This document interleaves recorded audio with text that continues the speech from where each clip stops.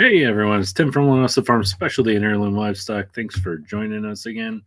I hope everyone's doing well. So it is me tonight. I was supposed to have some viewers, or excuse me, some guests tonight, but I forgot that it is the day before Thanksgiving. So everybody's kind of busy, and that's okay. We'll pick back up next week. We've been getting a lot of questions recently, anyways. So it's probably okay that we just do a simple question and answer session tonight. So for those of you that have been here before, you know the deal. If you have any questions, let us know. If you have anything that you want to add, feel free just to type it in the chat section, and we will go from there. So we've had a few videos come out recently. One talking about polypharmacy and the issues with polypharmacy, and I'm trying to think of what else we've had recently. That was the main one. We've got some stuff coming up about heat lamps here soon. It's getting to that point in time where we need to start thinking about heat lamps, if we need to use them, if we don't, which ones to use, if we're going to use them, which ones we shouldn't use. There is a wide variety of heat lamps out there. I will tell you, makes me a little bit nervous. Some of them are the old ones we refer to as the barn burners. Probably not so good. Premier One has some really nice heat lamps that are, I would say, pretty much indestructible. And then Premier makes some weird ones too that are just like so hot that if you touch them, they're gonna like burn the skin off of your hand. So those aren't so great either. You guys may have seen them, the carbon fiber filament ones. They get really, really, really hot. And we'll talk more about that in the upcoming video. I really don't know how I feel about those. It's like they get so darn hot that you can't hang them very low, because if they were to come in contact with your animals, it will catch on fire and cause problems. But you almost got to hang them up so high that you don't get a whole lot of heat off of them, and they're super expensive. So again, that video is coming up. I did want to spend some time tonight talking about the polypharmacy issue. So, and you guys know this if you watch videos. So if you watch videos on YouTube, well, I guess there's multiple different videos on YouTube, right? There's some people that don't really teach you anything. It's just more like entertainment. Like you're watching them farm and you're kind of seeing what they do. And those are fun. And I like those too sometimes. If I, so I like those, the entertainment ones. And then there's ones that are like, hey, don't give your animal anything, don't do anything. If they get sick and they die, then they die. And then you've got kind of the other side of the fence, which is like people just give them tons and tons and tons of medicine. In the video that we made recently about medications, is simply just saying like, hey, there's a time and a place for medicine. This is my opinion, of course. There's a time and a place for medications. Sometimes it's right and sometimes it's not. But what we see in a lot of cases with a lot of individuals is they get a sick animal, and then they send me a message and they're like, hey, my animal wasn't feeling right, so I wormed him, I gave him dexamethasone, I gave him antibiotic, I gave him vitamin B, I gave him vitamin C, and then they go through like this long list of things that they gave these animals. And I try to caution people against that, for multiple reasons. So the first one is if we're going to give antibiotics, we want to make sure that the animal really needs antibiotics. Well, I understand that you can't pull lab work. You're not going to be out there doing blood cultures. You're not going to be, pulling white blood cell counts and things like that on these animals. But a great way to know if your animal is going to need antibiotics is just by taking a rectal temperature and seeing if they have a temperature. When you look at your tool bag of things that you have for your animals to make a determination of what you should give them as far as medications are concerned, a thermometer goes a really, really long way in helping you determine what's appropriate and what's not. Generally speaking, if they're running a temp, you're in the safe zone to go ahead and give them antibiotics. Chances are you're probably dealing with a bacterial infection. Could possibly be dealing with a viral one, but if you've got the signs and symptoms, you got maybe a cough, a runny nose, they're kind of acting lethargic, you're having problems, fill in the blanks. If something's going on that's making you think that they may have an infection and you have an increase in body temp, go ahead and that's when I think the antibiotics are warranted. If the animal acting fine, or they're not running a temp, things like that, the antibiotics may not be appropriate. So just something for you to keep in mind. The problem with giving lots and lots of medications is, let's take, for example, I have an animal that has, um, let's say that animal has pneumonia. So I have an animal with pneumonia. More than likely, I could cure this with a dose of some type of antibiotic. Let's say I would give them LA200 today, and I would give them their second dose of LA200 in 48 hours, and the animal gets better. Well, let's say that you didn't really know what you were looking at, and you really didn't know that it was pneumonia, and you were kind of a novice at this. So you gave that animal dexamethasone antibiotic, you wormed them, you gave them vitamin B, you gave them Nutri-Drench, and you did this and you gave them these essential oils, and you gave them this long list of things. And the animal does get better. If the animal gets better, what did you just do? Like, what did you learn from that? What did you glean from that helped you out? And the answer is, you don't really know, right? Because you know the animal is sick, and you know that now that they're not. But you probably 90% of the medications that you gave them, they didn't necessarily need, and you don't really know what it is that you did that made them better. So we always want to kind of pace ourselves. The other thing is that a lot of these medications can interact with each other. Now, am I going to tell you that only pharmaceutical medications work and over-the-counter medications don't, or fill in the blank? You know, do herbal supplements and things like that work? Sure. You know, I think a lot of these different segments of medications, if you will, or nutrients, vitamins, over-the-counter medications, supplements, all of these things, I think they can have profound effects on the body. So you always need to be cautious. Unfortunately, a lot of times people kind of say, well, it's an over-the-counter medication, so it doesn't count, or it's a vitamin or a supplement, so it doesn't count. And I know I've talked about this with you in the past, but I did want to bring it up again because I think it warrants a repeat. When I see patients in the hospital where I work, when I'm dealing with other people, I say, hey, I may have a conversation with the patient, and I may say, hey, do you take any medications? And a lot of times these patients are very, very apt to tell me what they take that's a prescription medication. But then I have to talk more to these patients and say, okay, are you taking over-the-counter medications? Are you taking supplements? Are you taking vitamins? Are you taking minerals? Are you taking what else are you taking? Because some of those things can have profound effects on interaction with pharmaceutical medications. Some of them can have interactions that can cause some problems. So you always want to be cautious when you're mixing and matching medications, regardless of if they come from a prescription or something like that. You can cause toxicity. There's toxicity. In medicine, we always we've got a magic treatment window, right? We've got the bottom edge of this treatment window is how much medication does it take to get to the point that it actually starts benefiting the animal. And then you have the safety zone, the safety window, and then it says how much of this medication can I give before the risks of this medication outweigh the benefit. So we've got this window, and this window is very different for every medication.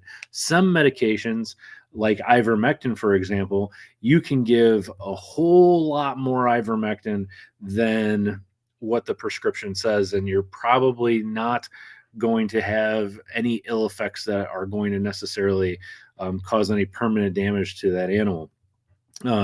I am not a veterinarian, and I'm not telling you to go out and overdose your animal on ivermectin. I'm just going to tell you that it's got a very large safety window in it. A lot of antibiotics have a very large safety window in them. But then there's other medications, vaccines, stronger antibiotics, some vitamins, like selenium, vitamin E, some of our fat-soluble vitamins have a very, very small safety window. You can very easily kill an animal by overdosing them. So it is important that you follow directions. Unfortunately, some people think more is better. If LA200 works, then me giving them 3 times the amount of LA200 must work 3 times as good. No, that's not the case. You got to follow that window of treatment. So just something for you to keep in mind. Try to restrict your medications to giving no more than necessary. And then always be cautious. Make sure that you follow directions as much as you can. So getting back to things here. So the puppies are they are being sold now. So if you're interested in contacting us about a puppy, please contact us and let us know. We have Great Pyrenees puppies that are ready to go now. So by all means, you can contact us. Just send us. I'll type in my email address here. Is just contact us at customer service at linessafarms.com. Okay, so there you go. You can send us a text or, pardon me, an email, and we can get back to you. So I see a lot of familiar faces here. April, Cheryl, Kindig. Hello, guys. Nice to see you. Alex in Wisconsin. Hi, my friend. Hope you're doing well. So how common is pregnancy toxicity? A YouTuber in Canada runs into this a lot in her flock. Seems it might be related to feed diet during pregnancy. It can be related to feed diet during pregnancy. Seems like a lot of the individual animals that get pregnancy toxicity or pregnancy issues regarding electrolytes or things like calcium issues. It seems like if it happens once, it tends to happen again. So I will tell you that we see it a lot in animals that are very heavy milkers too. So if you get an animal that is going to come into milk really, really hard, and it can drain a lot of that calcium from that animal's body, and it can cause profound muscle weakness. So when we see calcium getting out of whack, a lot of the times what we'll see as far as what you can see, I don't want to get too much into mental clarity because we don't experience that as much with our animals as we do with people, but muscle issues, we see a lot that come into play with calcium. So lots and lots of calcium in the bloodstream can cause heart palpitations and things like that. It can cause our heart to get out of whack. And too little calcium can cause profound muscle weakness. And it can kind of go either way if you got a lot of calcium or if you've got a little. What you'll see in a lot of dairy goats, you'll see this in cattle sometimes as well, is that when they come into milk, they come into that milk really, really hard. It throws their calcium, their blood serum level of calcium out of whack, and they get profound muscle weakness to where they can't get up, they can't function at all. And so sometimes I think you'll see it referred to as like milk fever, things like that. And so a lot of times what will happen is the veterinarian will have to come out. Ideally, the veterinarian will come out and they will give IV calcium. It has to be given very, very carefully, or you can cause the animal to have a heart attack and die. In the case of you doing it at home, you can give intraperitoneal injections. Your vet can give you a bottle of stuff and you can give them intraperitoneal. So when I say intraperitoneal, and you may hear this from time to time, you may hear people talk about intraperitoneal injections or peritoneal injections. What do they mean by that? They're talking in the abdomen. So basically, if you looked at the center of an abdomen, what you've got in there is you've got all the small intestine, and then the large intestine kind of wraps around that small intestine. And the small intestine can absorb a lot of nutrients very, very quickly. So if we give an injection in that animal's belly and we can get that stuff into the small intestine, a lot of times the body will absorb it very, very quickly. And so when you see these animals suffering from calcium issues that give them this profound muscle weakness to where they can't even stand up to take care of their babies, and a vet can't come out to you and give IV calcium, they will give you a mixture of some different electrolytes that you can actually inject into their belly. And hopefully it's enough for them to absorb it and they can kind of snap out of things. What we have noticed over the past is that if we get animals that are easily affected by this imbalance, if they're affected once, they will almost certainly be affected again. This is just me telling you from personal experience. I'm not saying that it's for sure going to happen, but I can tell you if I've had an animal that has had a calcium imbalance before associated with their milk coming in, either pre-delivery or post-delivery, we will get rid of them because if they have it happen to them once, it seems like it will happen again, and it will be more profound. Now, obviously, diet, making sure these animals have proper calcium, proper amount of phosphorus, proper amount of all these things that they need in order to make milk well, is going to help this from happening. But it's not a perfect science. Bloodlines can have a lot to do with this as well. So if we find that we have a mom that her bloodline is prone to these issues, her and her offspring will be prone to it as well. So just something for you to keep in mind. I've personally never had this happen with a sheep. I've personally never had this happen with a meat goat. I have had this happen with dairy breeds. I've seen this happen with Alpines. I've seen this happen with La Mancha. I think La Mancha is probably the most that I've seen this happen with. I've seen this happen with Saanen. I've seen this happen with Oberhausley. So there seems to be a trend, and it seems to be our heavy milking moms seem to have this issue. So I guess that's my best answer that I can tell you. Hopefully that kind of answers your question. So it's probably a three-pronged problem. It's probably if you're seeing this happening a lot over and over and over in a farm, it may be a issue of diet coupled with genetics, coupled with this farm having a lot of animals that are coming from the same genetic pool. So that would be my take on it.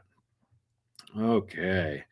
So next question is, does Corid need vitamin B? So yeah, so Corid, the way Corid works is Corid interferes with, so let me back up. So when we're looking at Coccidia is a protozoa. So you can think of it as a parasite. And this gets in parts of the digestive system of the animal. And one medication that we use to kill Coccidia, there's probably 3 medications. So there's prevention and then there's treatment. When you look at an animal has Coccidia infestation to the point that it's getting inflamed and you're getting these problems from it, that's coccidiosis. So you have Coccidia causes coccidiosis. If we see coccidiosis and we want to treat that, there's lots of medications, but the big 3 would be sulfameds, totrazeril, which would be you would see that dosed as panazeril, marquis paste, or totrazeril itself. And then the next one would be Corid.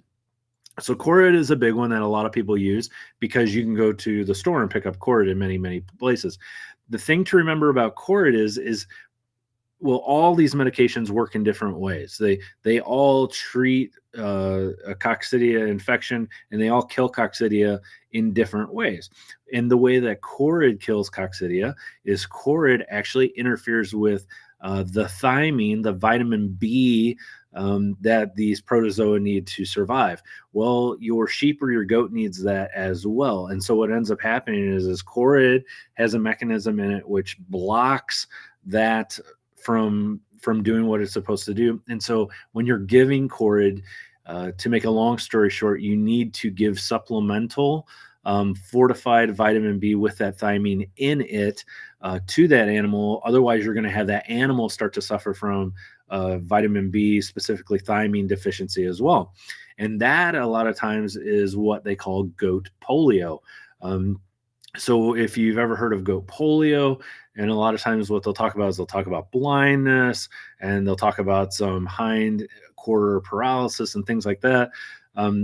If it does turn out to be goat polio, it is specifically due to a nutrition deficit in regard to vitamin B, specifically in regard to the folate and the B12, things like that. So good question. And the thymine. So the good question. So yeah, if you're giving Corid, you always want to give that fortified injectable vitamin B in combination with it. That's just good practice. How do I get around this? Well, I don't like Corid. I think Corid works, but I think it's kind of a dirty drug. A dirty drug in the fact that it does have these pretty profound side effects, and you do have to make sure that you give it in conjunction with vitamin B. So I think tetrazerol is really the answer, but it's more pricey. So you get the benefit with tetrazerol of yeah, I've got this medication that is a lot more gentle on this animal. I tend to, from what I see in the studies, it appears to be more effective, but it is more expensive, which I guess kind of makes sense. You've got a medication that's newer, it works better, it's safer, so it's going to be a little bit more expensive. So just something for you to keep in mind there. And you can find tetrazerol online. We sell it in our feed store at linessafarms.com, and you can find it in other spots as well. I think we're the cheapest, but I'm not 100% sure. So if you wanted to look for it, that's an option for you. So good question. Hello. So what do we got? Rasan Hassan. Hello. Who else do we got here? The goat store. Oh, cool. Hello. So the aspen tree bark really helped my goats during the winter months. Summer, they love the leaves. Okay, good deal. Yeah, lots and there's lots and lots of stuff out there that has benefits. Don't get too wrapped up in the fact that um, only pharmaceuticals work or only all natural work. A lot of these things have benefits. Um, there's something I was going to say that just came to mind, and it's gone now. So I guess we'll move on. All right, let's see. Milk fever in sheep and goats treated the same as dairy cattle. Yep, yeah, you got it, Alex. So good question. When you see that in the dairy cattle, that issue, a lot of times you'll see, with the calcium, also ultimately with dairy cattle. Yep, it's going to be the same thing. So Joaquin, what do we got here? Are rams normally a little rough with the ewes during breeding season, like shoving them and half ramming them? Yeah, they are. So, boy, and goats can be really aggressive. And you're going to get different aggression levels of all your animals. They're going to fall somewhere on that spectrum. Your rams and your bucks are going to fall somewhere on that spectrum. Some of them are going to be what we call lame, to where they don't breed anybody at all. They're just lazy and they just kind of hang out. And then you're going to get your really aggressive breeders that are going to get out there and go after it. Now, and then you find like the happy medium. The happy medium is that they're only going to breed the ones that are in estrus, and they're going to leave the rest of them alone. I guess I would rather have an aggressive one than a non-aggressive one, but it's something that you're going to want to keep an eye on. So good question. Can chorid cause lambs to be born blind? I don't know. And it's very tempting for me to start making guesses here, but the simple answer I will tell you is that I don't know. That does bring up other questions. Diane, that brings up questions of, coccidia with pregnant animals. That can be an issue. It also brings up the issue of, how and what do I medicate? How and what do I make sure I'm meeting the nutritional needs of our animals? Someone asked a really good question a few weeks ago, and I knew the answer, but sometimes I fall into this gray area with you guys where it's like, I know the answer, but I'm not 100% sure. And this is live, right? So as soon as I say something, I'm like, I'm 95% sure I know, but man, if I say something and then, I don't want to cause more harm than good. So sometimes I need a little bit of time. And I will get back with you on this one, Diane. But a couple of weeks ago, someone asked a really good question about how worm burdens increase when these ewes and does get close to lambing and kidding. And that is very true. I think they said, well, do worms go into hibernation? Kind of. So here's the rub on that. We don't know why, but we do know that ewes and does that are getting ready to have babies, all of a sudden mom starts shedding lots and lots of eggs. Well, this is very interesting because what essentially is happening is we found in pregnant ewes and pregnant does is they will ingest worms, those, or we'll say larvae. Those larvae go into the body. Normally, they mature in the digestive system, and then those worms start sucking blood and releasing eggs. Well, that's how we know if an animal has a parasite load, right? If we want to know if an animal has a parasite load, well, what do? Well, we do a fecal sample. And what is a fecal sample? Well, a fecal sample is looking for eggs. We count eggs and we see how we assume how much of a parasite burden we have based on those eggs. Well, guess what? We run into this weird situation where ewes and does are pregnant, and what happens is they pick up that larva, and that larva kind of hangs out. It just kind of chills out in the digestive system. It doesn't mature into an adult. It doesn't start sucking blood, and it's not releasing any eggs. So you can have a pregnant ewe or a pregnant doe that's carrying the potential for a really, really big worm burden, but it's not there yet. And then all of a sudden, a couple weeks to a month before they're going to deliver their babies, all of a sudden those start to mature. They mature into large worms. Those larvae mature into worms, and they start dumping out tons and tons and tons of eggs. And this can get really confusing to people because they're like, what's going on? I just checked my ewes or my does 2 weeks ago, and they didn't have any eggs, and now they've got tons. So I'll tell you this. I don't think it has anything to do with temperature. And the reason I say that is because the internal body temperature of mammals tends to reach a level of homeostasis to where it just levels out. So the old argument used to be, well, this only happens in the wintertime. And it's because the worms can judge temperature. And that never really seemed to go right by anyone because we're like, no, because the internal body temperature of this animal is the same. Plus, we started to notice that places where the climate's warm all year round, it was still happening. If you breed your animals out of season, it's still happening. So what we think is that the hormones in a ewe and doe's body when they're pregnant, specifically things like progesterone, help and change the digestive function of their body, and it slows things down.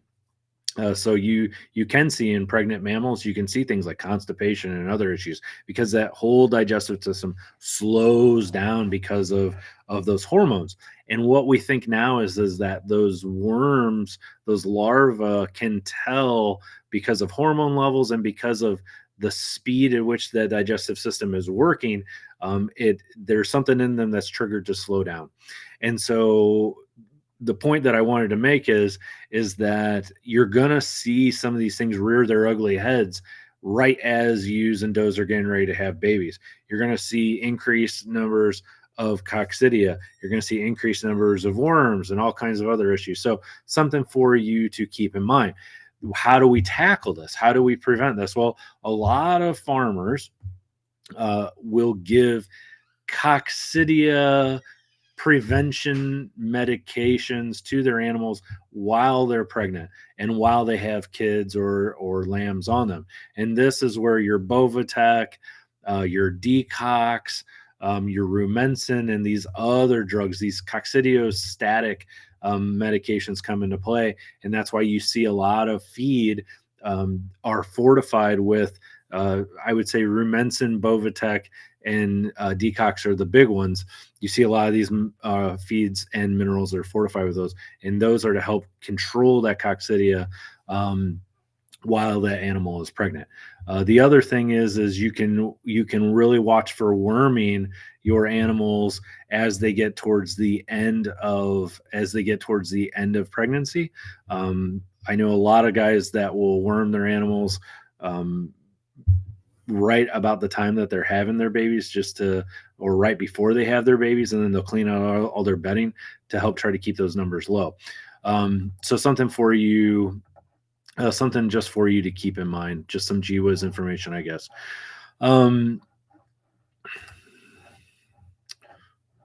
Hey, Greg, nice to see you on here. G-Rock from Tennessee. Hopefully you guys are having good weather down there. Dave, how do you train your dogs to protect the flock from predators but not attack people unless the people become aggressive to you? So that's a really good question. And I think a lot of that has to do with demeanor. We have, knock on wood, we have not had any issues with Great Pyrenees.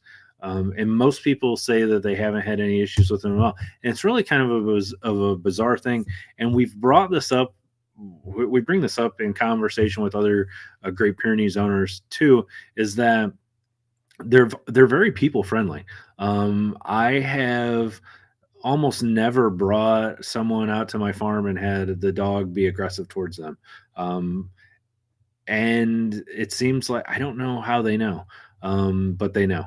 Um, I don't see much aggression with them with things like my cats, and things like that either. It seems, I don't know how they know, but they seem to know.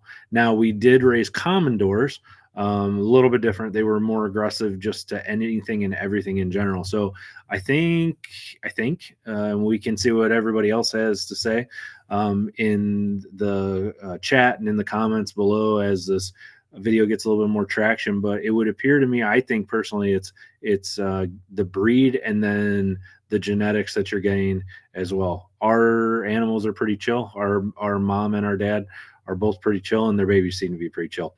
I suspect, you could get an aggressive one, and that just comes down to responsible breeding, right? Like, if you got a dog that's meaner than hell, are you going to breed that dog? Some people would, some people won't.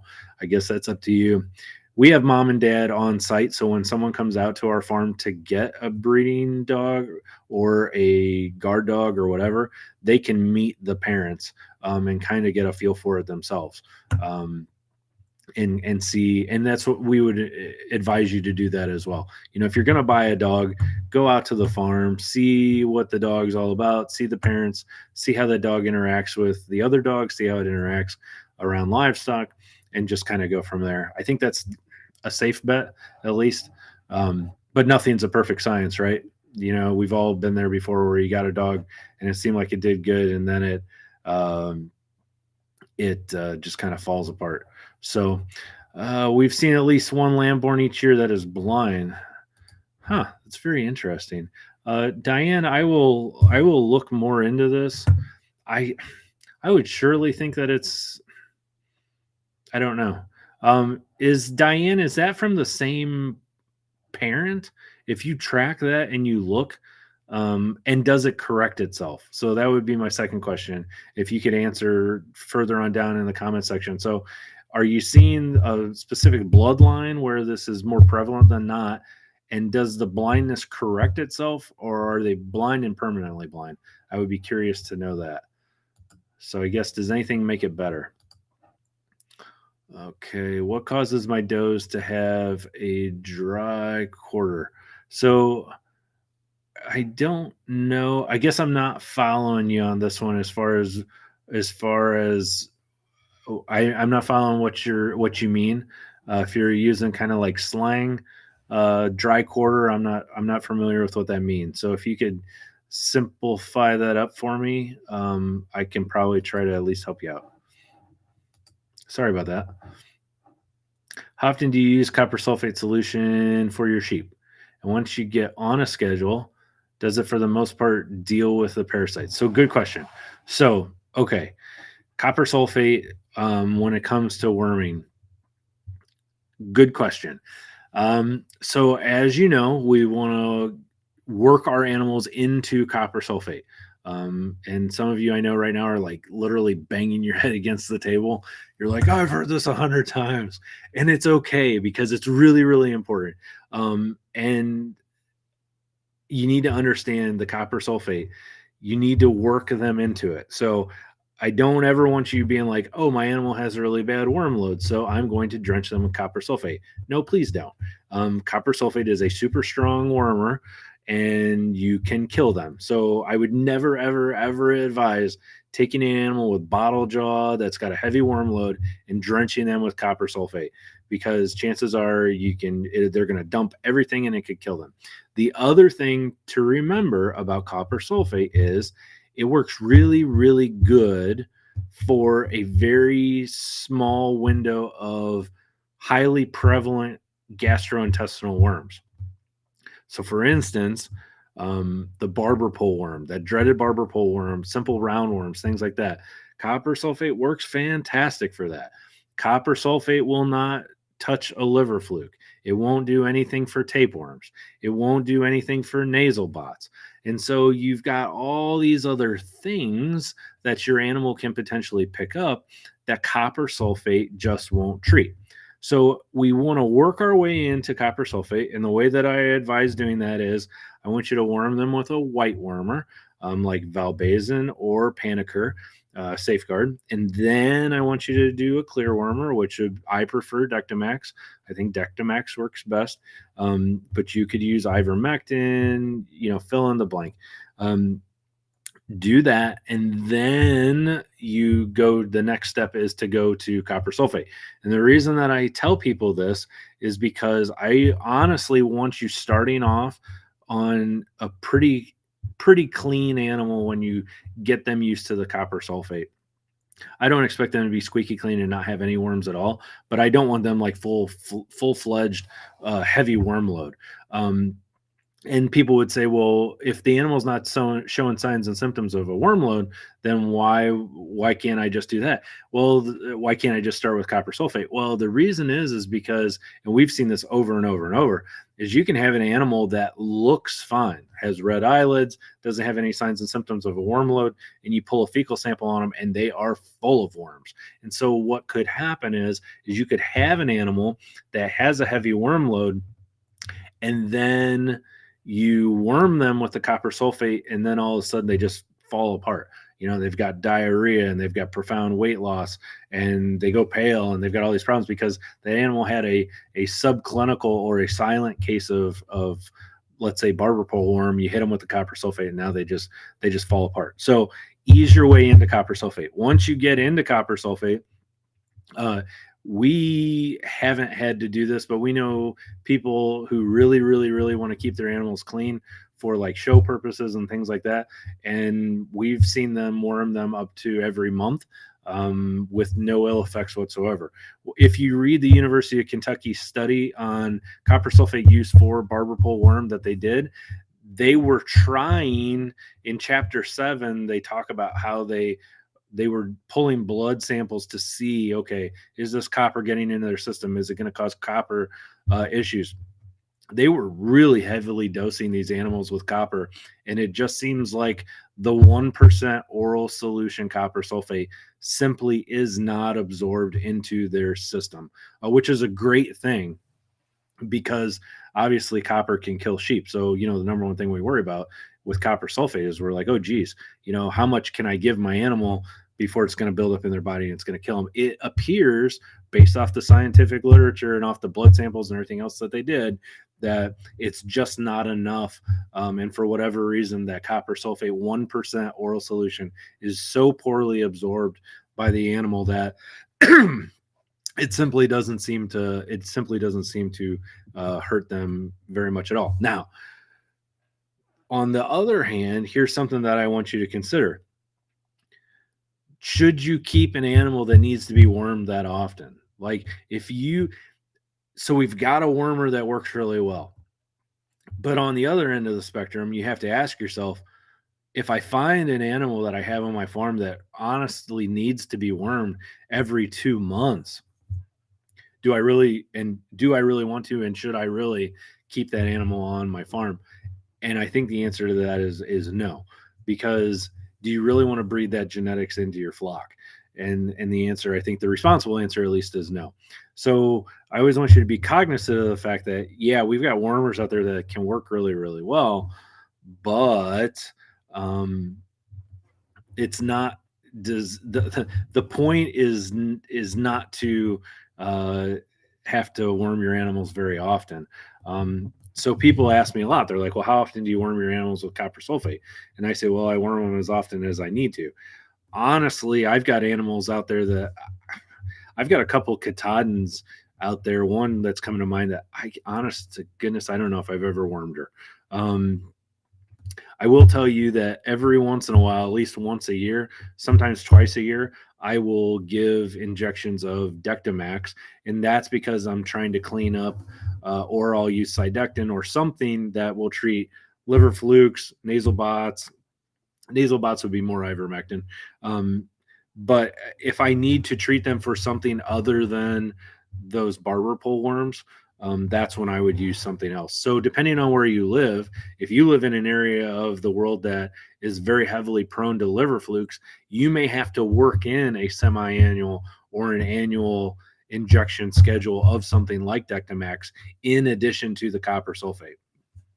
When you think of the copper sulfate, just think of it strictly as your simple gastrointestinal worms minus tapeworms. Because again, tapeworms, when you think of tapeworms, just remember they're a white worm. They need a white wormer.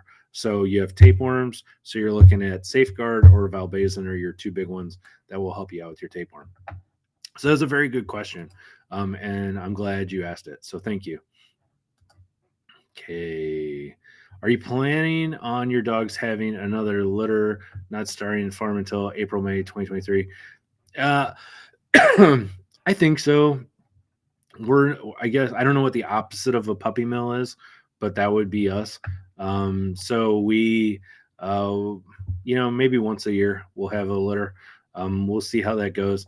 Just follow the farm as you do now. You'll see when they pop up for sale. And we have other farms that we work with that sell dogs as well, that they have dogs. So we can't post prices online because for whatever reason, Facebook and some of these other places just lose their minds when you do that. So we usually sell our puppies for around between $300 and $400 for a dog. And that is just kind of the going rate for a farm dog. Now, I'll tell you, like Greg Judy charges, I think like between $2,000 and $3,000 for one of his dogs. And I've had people call me that bought dogs from him that had problems with them. And I've had people that I know that have dogs from him and they're perfectly fine. I think you're going to run into that with any dog. I can tell you that the average price out there for a farm dog, at least from what I see in Ohio, Indiana, and Illinois for a Great Pyrenees, is between $300 and $400. That's just what the price is. And to be honest with you, I'm not interested in selling mine for $1,000. And I don't need to get on my dog kick. I get on my dog kick all the time. I'll tell you, it's a dirty, rotten shame that nowadays the average kid out there.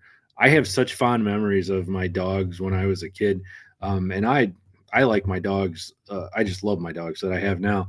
It's a dirty, rotten shame that a lot of the kids out there nowadays can't get a dog. Their folks can't afford them, or they just can't work it into their budget because, man, a lot of these dogs are $2,000, $3,000.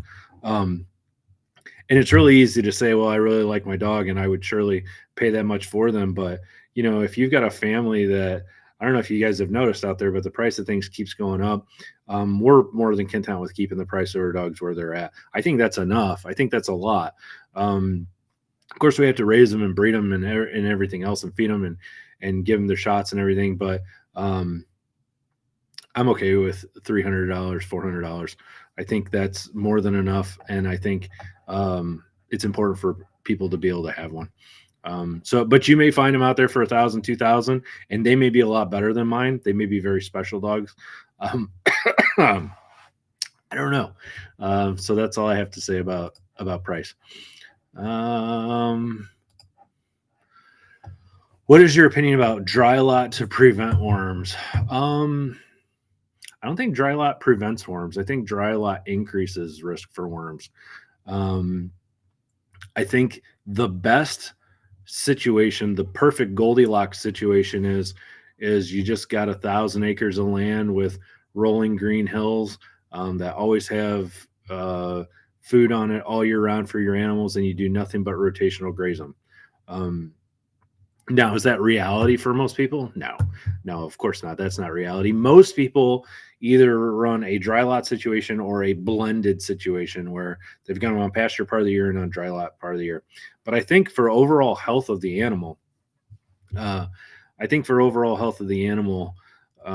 think open rotational grazing is the healthiest, and it helps tremendously with worm load because they're not exposed to those eggs that those animals are dropping in their feces over and over and over.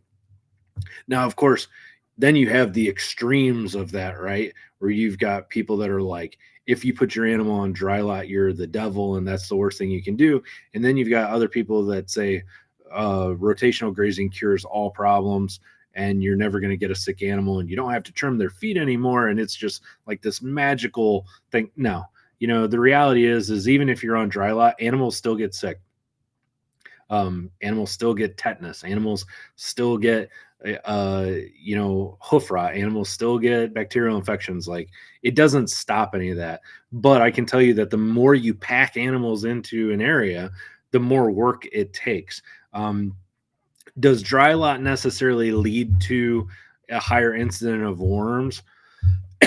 Not necessarily, but the problem is this: dirty bedding, unclean conditions, these all lead to increases in disease, pestilence, worms, coccidia, all of these things. So if you're going to have your animals in dry lot, and you have to keep it clean. Like, you have to keep bedding in there. You have to have nice deep bedding. That way these animals aren't sitting on, breathing in, and are continually exposed to their manure. If you can do this, if you can keep it clean, then you're fine. But every once in a while you'll go to a farm and it's like, oh, it's nasty. We get beat up on our videos a lot. Not a lot, but we get beat up on our videos sometimes. Part of our dry lot during the spring months is muddy. It's horribly muddy. And we'll get people that'll watch like one segment of one of our videos, and they'll see that mud, and they'll be like, oh, I can't believe you keep your animals in that muddy, nasty environment. Well, they're not seeing the barns we have that are nice and dry and bedded. And it's not like our animals don't have a place to go that's nice and clean and dry and all of that. But yeah, part of your dry lot's going to get muddy when it rains and during the spring thaw and things like that. And it's just one more thing that you have to keep up on. So I think, dry lot, I think isn't going to help you prevent worms. Now, if you raise those animals on concrete with no bedding whatsoever, and you sprayed it down every day and did all that, I suspect, that would keep you from getting reinfestation with worms and coccidia. But then you're getting into an animal husbandry question that, is another rabbit hole that we don't need to go down. And that is, how much animal welfare are you willing to set aside in order to reach your goal? And boy, sheep and goats are not designed to be raised like hogs on concrete. I don't think it's good for their mental health. I don't think they do well with that. I wouldn't consider it. I'll leave it at that. Do you use copper sulfate on pregnant does? Yep. Haven't had any. So 2 questions that we get asked the question about pregnancy with copper sulfate, and we get questions about meat withdrawal times. And so I guess 3 technically, and we get questions about milk. No withdrawal times, and as far as pregnancy, no ill effects with pregnancy either. Again, and I know I've mentioned this before, but when we talk about wormers in pregnancy, think valbazen. Valbazen's primarily been shown when you actually get into the literature and you say, okay, what's going on with valbazen? It shows that it can cause problems during the first trimester. And honestly, when we look at mammals across the board and we look at medications that are really hard on developmental defects, we find that a lot of those medications and chemicals and things affect that fetus during the first trimester. And the reason for that is a lot of the developmental portions for that fetus, for that baby, occur during the first trimester. And then as we move farther along through second trimester, third trimester, we're getting less and less development. That is to say, new things being built and kind of being put together. And we just start transitioning to strictly growth. By the time you're making it to the last few weeks of the third trimester, essentially that baby is in there, it's developed and it's formed and it's growing. So that's why you see most of these medications are the most detrimental during the first trimester, and valbazen is no exception to that. When you give valbazen, if someone put a gun to my head and said you absolutely have to give valbazin to a pregnant animal, I would most definitely rather do that towards the end of the pregnancy as opposed to the beginning of the pregnancy. So that's my 2 cents on valbazin for you to take in. Okay. We will be starting our endeavor with raising goats and sheep next year around April. Can you offer any of Tim's timely tips for someone new to raising goats and sheep? Yeah, absolutely. So here's my rub on sheep and goats.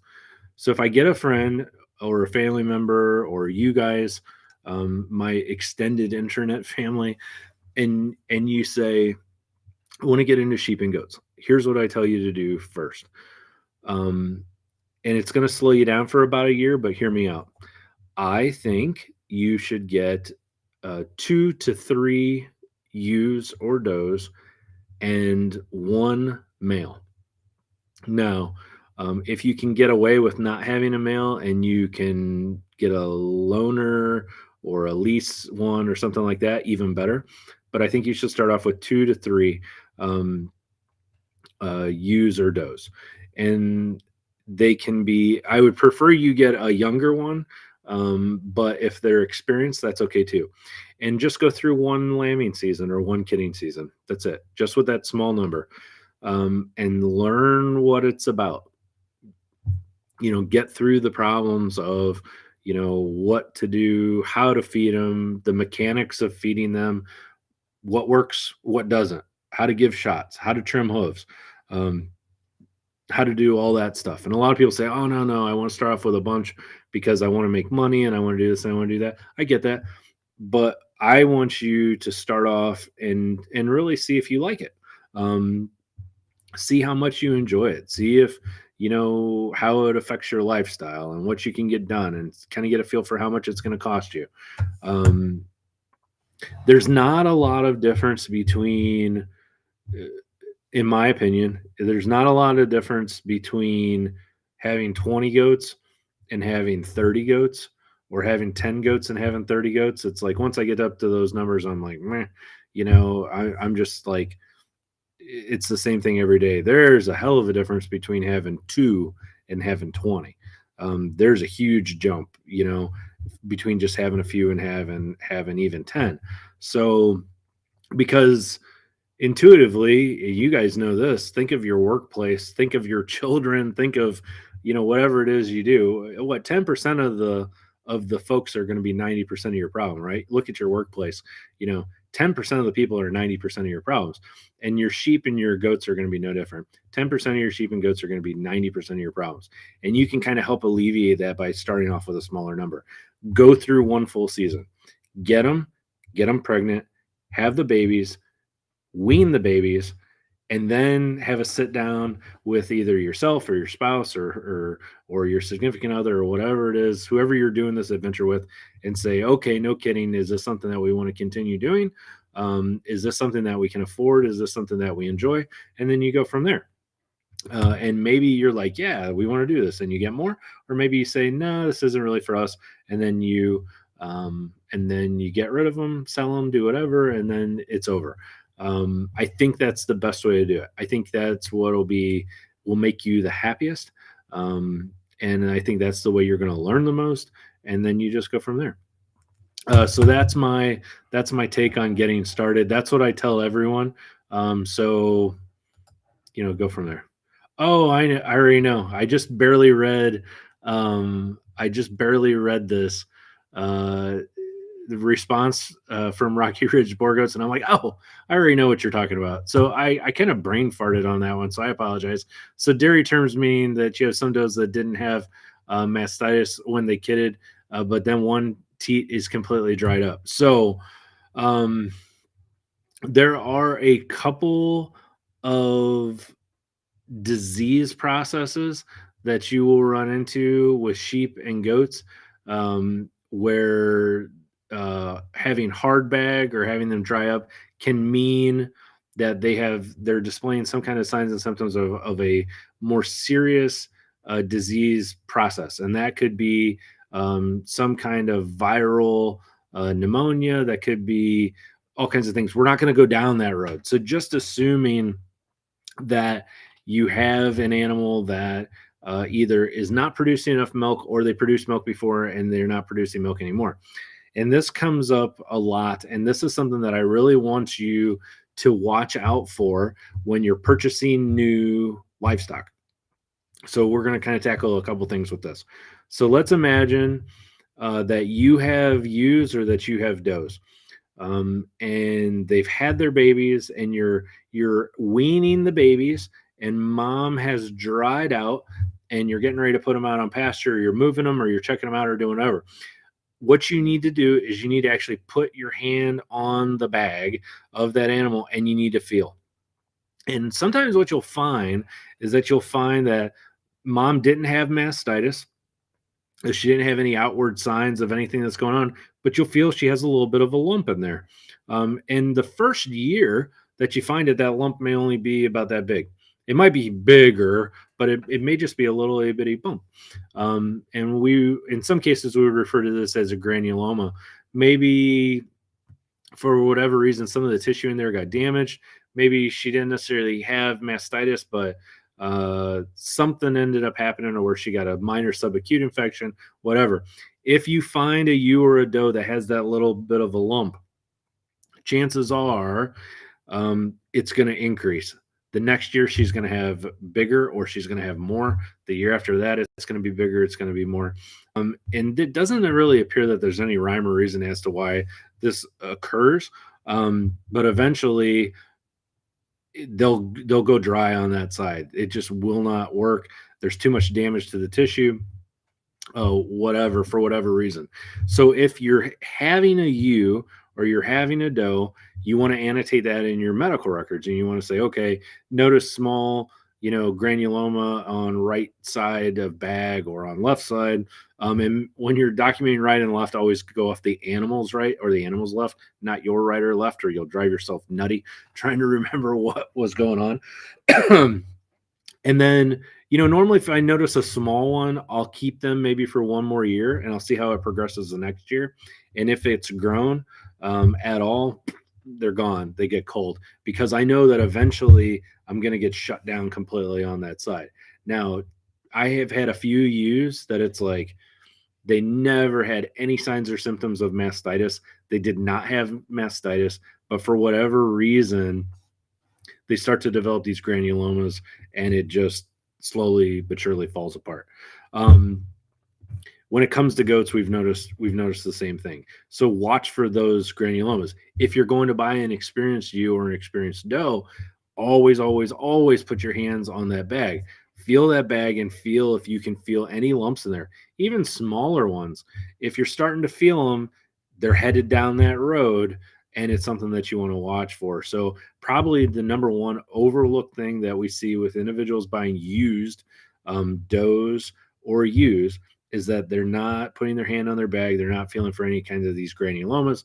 And it's leading to issues. If you get an animal that gets mastitis, it seems to be that if they get mastitis, they're going to get it again. And that is an issue. If they get mastitis, we just get rid of them. There is a mastitis vaccine. You can buy this on Premier One and other places as well. Simply go to Premier One and type in mastitis vaccination, and they actually have a vaccine on there that targets that specific bacterium that leads to mastitis, and you go from there. There are certain medications that you can get for mastitis. We won't get into that today. That's kind of a long-winded protocol, but basically you're going to be looking at injectable anti-inflammatory medications like dexamethasone, coupled with, this is actually one of the prime times that you would want to use penicillin. Overall, I think penicillin is one of those things that we just don't really, it's kind of fallen out of favor. We just don't use it much anymore. For a couple of reasons. One, it simply doesn't work as good as some of the other antibiotics. Two, the treatment window, the amount of penicillin that you have to give to get a decent response out of it is extremely high. But mastitis is probably the exception that we would use penicillin for on our farm. Normal treatment that we run into on our farm, if we do unfortunately get, I don't know if I've ever I personally have never had one of my animals get mastitis, but we have um, brought what did we do? We brought some does to the farm that had babies on them that ended up with mastitis. And that was a long story, but essentially the treatment for that is dexamethasone with penicillin. But again, question that it's something that you would want to tackle with your veterinarian. So good question. Uh, I will say other moms, it seems like they're just crap milk producers.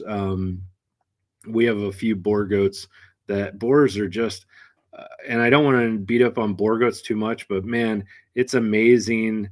It's amazing to me that some of these really heavy carcassed mothers just don't make much milk. It's always been surprising to me that the boar goats alone, like a full blood boar, just don't seem to be wonderful when it comes to milk production. And even with the Dorpers, we're starting to see that as well with the Dorpers. They just don't really seem to put out a ton of milk. Now my Katahdin put out a ton of milk. So, I don't know. That's just been my experience. So good question. Hopefully that answers your question. So Rocky Ridge boar goats this year, after your moms have babies and they dried out, you dried them out after weaning. Check those bags. Check for those granulomas. Check for those hard spots. Even if they're small, keep your eye on them and document. See if they grow, and if they start growing year after year, get them out of there. Okay, Dave says you'll buy your dogs from me. Well, I appreciate that. What age should your goats and sheep be before bringing dogs? Inexperienced dogs and inexperienced sheep and goats don't go well together. I'm a fan of putting puppies in with adults. And we do this with our chickens as well. We do this with our cats as well. We expose those puppies to the adults, and they just kind of tend to learn. So you put a puppy in with a roost or with free range chickens, and they get too close to one of those chickens. What are the chickens going to do? They're going to peck them, right? You put this puppy in with sheep and with goats that are adults. They seem to be they'll let the puppy know when it gets out of bounds. I don't like the idea of putting a puppy in with a lamb or a kid. And the reason for that is the puppy's instinctively playful, the kid is instinctively playful, and we don't want them to think that playing together is the thing that they want to do, because sooner or later the puppy will get a little over aggressive with the lamb or the kid, and chances of him kind of getting confused and maybe being a little too rough with them, maybe getting them by the neck, starting to shake them and things like that. We don't want that in their system. So I would tell you, if you're going to get a livestock guardian dog, we would like you to keep that livestock guardian dog with mature adults for a while until that dog has matured him or herself, and then slowly introduce them to the littles. The other thing that you may run into, and I don't really know if there's a good fix for this, the other thing that livestock guardian dog owners will run into, and for those of you that have livestock guardian dogs, you've probably experienced this. If you have the unfortunate case of having a sick lamb or a sick goat born to where it can't get up, it can't function, it's sickly or whatever, you really got to watch that livestock guardian dog, because if he thinks that animal is injured, sometimes what he'll do is he'll actually pull that baby away from the mom and guard it. He doesn't eat it, or she doesn't eat it. They don't hurt it. They don't shake it. They're not doing anything, but they'll park it and they'll sit there and they'll watch it. And if anything tries to get near it, they'll kind of get aggressive and try to get it away from them. And so you can run into a issue where the dog is maybe a little overprotective. And if you get a sick lamb or a sick goat, it'll pull it and not let the mom get close to it. And then you run into a whole other problem. So I personally don't even keep my livestock guardian dogs in with the babies when they're born.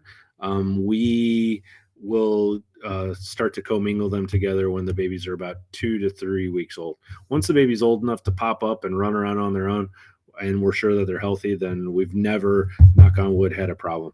But just something for you to keep in just something for you to keep in mind as well.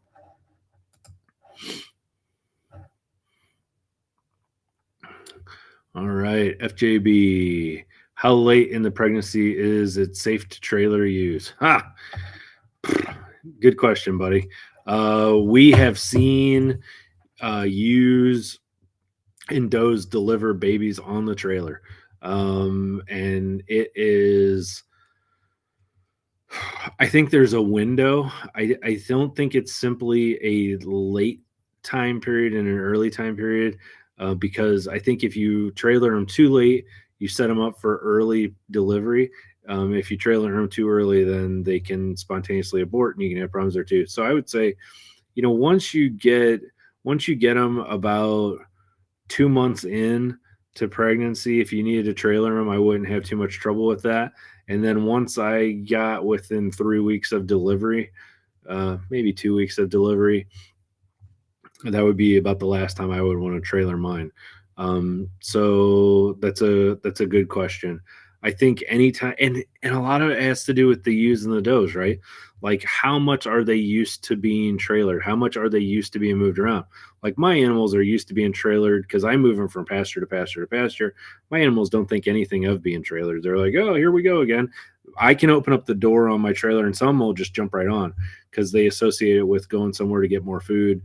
So it doesn't stress them. Now, if they're not used to being trailered and you got to chase them down and you got to run them in there and they're packed in there, climbing all over each other, and they're more stressed out, then I think that stress is really what causes the issue. It's not the trailer per se, it's the stress that the trailer causes. Because we'll see this with temperatures outside as well. I want to say it was 10 years ago, or not 10 years ago, pardon me, 3 years ago, we had a profound temperature drop outside. That was it. Literally, no kidding, dropped. It might have been like 50 degrees in a 12-hour period.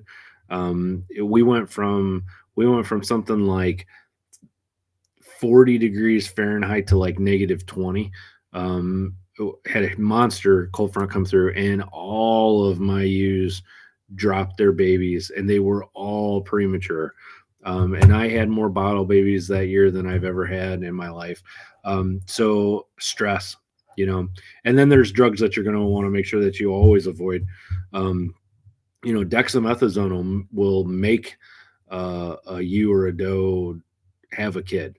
And it's in large amounts. Don't get me wrong. I think you're going to give, 1 milliliter of Dex and it's going to cause them to drop? No. And I won't even say the dosage here, but there's a well-known dose that's out there that if that ewe or doe is overdue, and you think that ewe or doe needs to have their babies, there is a certain rule of thumb dosage of dexamethasone that we go off of that will cause that ewe or doe to have that baby. So just something to think about. Good question. Thank you. On your download page, can you add which dewormers are best for which parasites? Sure. Yeah, we can do that. If you don't know what Cheryl's talking about, if you actually go to linessafarms.com and you go to the top, we completely redid the website, by the way. So Linessa Farms, Foundation Feed, all of that's all on one website now. So if you just go to www.linessafarms.com, that's where our feed store is, all of our supplements, our medications, all that is there, as well as all the stuff you're already used to, like our downloads and things like that. So I can do that for you. We can put something together as far as which wormers are best for which parasites. Good question. Columbus, Indiana. I know where Columbus is. Springtime here is mud time. Yeah, springtime a lot of places is mud time. I just hate mud so much. I think we go through our post lambing and kidding season here in Indiana. We're just over it. And I think my wife and I both kind of look at each other and we're like, oh, good Lord, why are we still doing this here in Indiana? Why did we not stay down south? We lived in the southern areas of the United States for a number of years.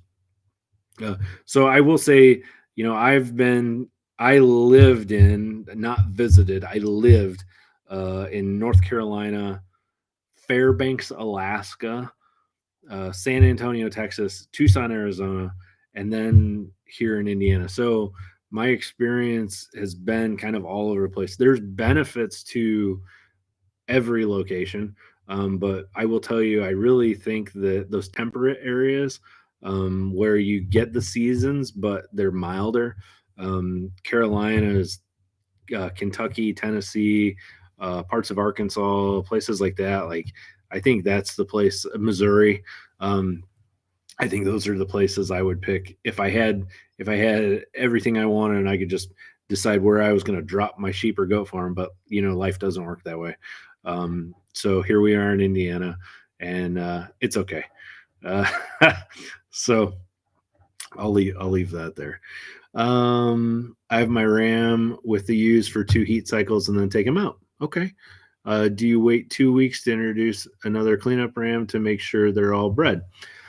I think that would be not necessary. I think if I were to, I would pull, I would keep a ram in there with them until they stop marking them, until they go through 2 heat cycles to where they're not getting marked anymore. So that's where the benefit of the marking harness really comes into play. So we want to put a ram or a buck in with our girls, and we put a marking harness on them. And you're going to find that a few of them are going to go really early. A whole bunch of them are going to go at the same time, and then a few of them are going to go late. So we put a ram or a buck in there with, we'll say, like a red marking harness on him, a red colored crayon or powder, and he marks them all red. Great, everybody's happy. And now, as soon as he gets them marked, what you do is you change that color. So now we're going to change it to like blue. We're going to change that marking harness color to blue. And now we just sit back and we watch and we see who he remarks. Some of them won't take on the first time for whatever reason. They don't take, and he remarks a few of them blue. So now they've all been marked. A few of them have been remarked. At this point, I would say it's safe to put in your. It would be safe to put in your cleanup animal, and you put him in, and you're going to give him another color yet still. And we'll say we're going to give him like yellow. And then you sit back and you watch. Now this is where things get questionable, and this is where you start thinking a couple things are going to happen. One, if you ever put your ram or your buck in with these ewes or does, and you notice he marks them all, and then 14 days later, 18 days later, he marks all of them again, your problem's with the male. Your problem is not with your females. That's where you're like, okay, this guy, they're all in estrus, but this guy's shooting blanks. He, for whatever reason, his sperm is either he's got super low sperm count, or there's something wrong with him. If he's remarking everyone, that's a problem. So obviously you keep that in mind. Then you're going to notice a few of your females to where they either don't ever get marked at all, they don't ever go into estrus for whatever reason, or it never stops. They just get marked and they get marked and they get marked and they get marked. And that's when, okay, that's a ewe that you got to get rid of. Either they're not going into estrus, or for whatever reason, they're not dropping an egg, or that egg isn't able to stay viable for whatever reason, maybe because something's going on with the pH, or maybe there's lots and lots of different reasons why that egg and that sperm, that zygote, would not remain viable, and it wouldn't grow. But if that's what you want to watch for, so I wouldn't worry too much about having that break. The more of a break time you give, the more you're going to miss potential windows. So that's my take on that. Take it as you will. Hopefully that helps you out. Okay. Spear Family Farm. Hello. So we've talked quite a bit. Pink eye. So I like to use injectable penicillin for my pink eye. The darn terramycin ointment stuff. Holy smokes. I don't really care for the terramycin ointment stuff because it just doesn't seem like it gets in there very well. It's a little bit harder to apply. if you are going to apply gel, you always want to clean their eye. You always want to start from the inside near the nose, and you want to wipe it clean, go into the outside. And then if you're going to apply a ribbon of that ointment to the eye, you want to peel the eye down and you want to apply it to the inside of the bottom eyelid, starting at the inside and working your way out. And that does okay. What really works well and what's really, really easy to do, if you get an animal that gets an eye infection, gets pink eye or gets something stuck in their eye or whatever, um, go ahead and draw up some aqueous penicillin, some penicillin G in water, into like a 3 ml syringe. Take the needle off of it. Please take the needle off of it, and go to that animal, pull that eyelid down, and give them a drop or two in each eye. And I don't care if they've only got an infection in one eye or both eyes. They need to get treated in both eyes. So give them a drop in each eye, 2 drops in each eye. Do that up to 2 times a day. And I want you to continue doing that until the eyes have cleared up. Once those eyes have cleared up, I want you to continue for 2 days longer, and then you can be done. And it should work very, very well for you. We've had really good results with this. We know a lot of other farmers. I did not come up with this idea on my own. It'd be really cool if I did, but I didn't. And it works. It works really, really well. So what's causing this pink eye? A lot of times it's coming in dusty hay. So it's super easily contracted between animals. A lot of times this comes from the chlamydia family. And you get it in dusty hay, things like that. They're sticking their head in hay mangers, and they're getting all that dust and stuff in their eyes, can cause that to happen. And then it's highly transmissible between each animal to one another. It's also transmittable to you. It's one of those zoonotic diseases, so make sure that you're washing your hands. Good hand hygiene is a great way to keep yourself healthy. So something for you to keep in mind there as well. But yeah, the injectable penicillin seems to be our favorite in the way that we like to treat that. Again, even if the infection's in one eye, I want you treating both for the entire time. All right.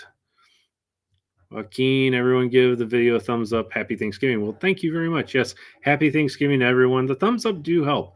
And if you're watching this later on from work or whatever, that's awesome. We would much rather you guys watch us at work than actually do your work.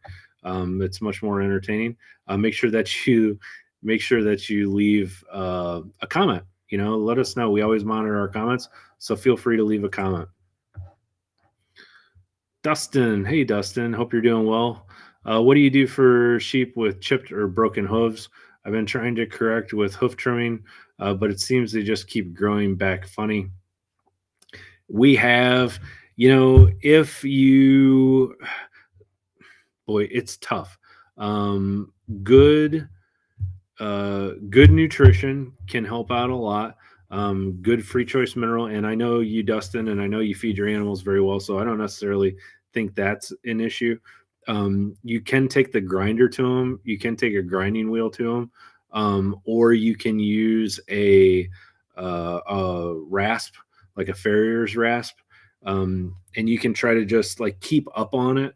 And I know it stinks, man, but if you get a hoof that's growing back funny, you can, instead of trimming the whole hoof, you can try to trim a section of it to get it to kind of grow back as you want. Get in there with a rasp and just kind of rasp it down maybe once a week in the areas to try to train it to grow correctly.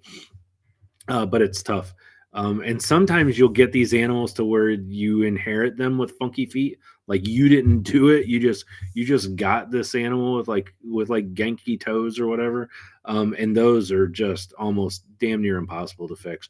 If they've gone too long, sometimes you will find that if an animal's hoof has been treated with a formaldehyde solution because of hoof rot at one point in time, I think there actually is some damage in the corneum in there or in the growth area. I see 2 things that come with a treatment of the formaldehyde seems to be the worst. Copper sulfate and zinc sulfate to a certain degree seem to do it as well, but it really hardens up those hooves. But I think if you get an animal that gets hoof rot bad enough, it can actually damage that hoof matrix. I don't know what the correct term is for it, but I'm going to call it the hoof matrix, where that hoof starts to grow out. It may kill or damage a portion of that to where it's never going to be right. So happy medium of everything, my friend. Try to keep up with a rasp. Try to train it like you would train a tree or a shrub to grow correctly. Try not to do the heavy duty treatments if you can help it. As far as especially the formaldehyde, man, that'll make a hoof harder than iron. And just do the best that you can do. And it looks like I got another message from you down here, so we'll see what that says. I noticed this when they were limping. Yeah, treated them with LA200 and they were fine. Just worried about hoof growing back weird and future issues. Yeah, so it almost sounds to me like maybe you were dealing with you may have been dealing with a little bit of laminitis where, that actual portion of the hoof where the hoof was growing was actually sore.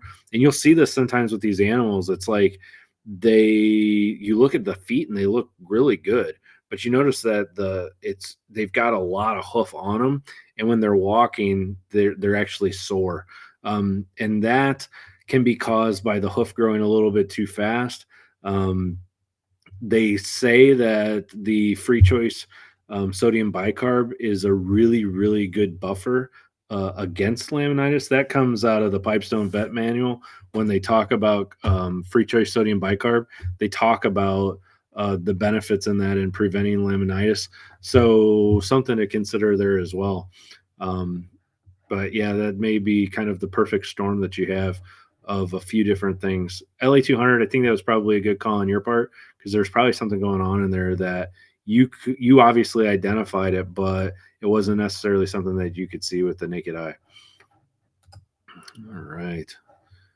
The Bakers on a few acres. Hey, folks, don't forget to hit the like button. I appreciate that. Thank you. Happy Thanksgiving to everybody. TJ, how you doing, my friend? Muscle is a masculine trait. Mothering in milk better in more feminine does.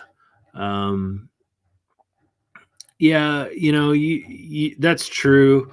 The muscling tends to be more of the masculine trait. Mothering in milk tends to be better in the does. I think that sometimes we overlook the maternal bloodlines of our males sometimes more than we should, and we do see this, and we're starting to see this more and more with kidding and lambing. So obviously, the number of babies, and this is a long-winded process, but that we're not going to necessarily get too far into. But when it comes to the number of babies, ultimately, like, your male's going to give you lots of sperm, but the female is only going to drop so many eggs. So ultimately, it's up to that female how many eggs she drops if you're going to have a single, if you're going to have a twin, if you're going to have a triplet. But that male can have an effect as well, in the fact that if you have a male that comes from a bloodline of twins and he has a female offspring, she's getting 50% of her genetics from him. So therefore, she can carry more of a propensity for twins and triplets as well. Now, I'm using that as an example, talking about like muscling and talking about the things like that, and the fact that you are correct that, we can look at male and we can say, well, the male has these male characteristics, and it's going to carry through into his offspring.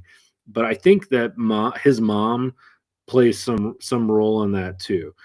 So I have seen that with good muscling that carries down through lineage, to where I've got a good muscled father that has a ewe lamb that looks really, really good. And then her offspring, her male offspring, you can really see that muscling in there. And I've seen the same thing with milk production as well, where I've got a really good mom, and then I keep one of her sons as a breeder, and she had really good milking ability, and it appears that he passes some of that on to his daughters as well. Now, what we're seeing, coincidentally enough, and I was talking to our good friend Colin Sigmund. Colin is a sheep producer up in Vermont, and we were having a discussion about these easy lambing ewes. and easy calving females and males. And we're starting to wonder if that's all it's cracked up to be, because we are starting to see some issues in there. Interestingly enough, and I haven't got there yet to where I haven't changed my mind yet, but it makes sense to me when we've always talked about our males, right? And we've talked about how, and this is across the board, and you're going to hear this from a lot of people. You see a male, a ram, or a buck, or a bull, or whatever, and they've got these blown apart, super wide front shoulders, and we say, "Ooh, boy, we don't want that ram or that buck or that bull.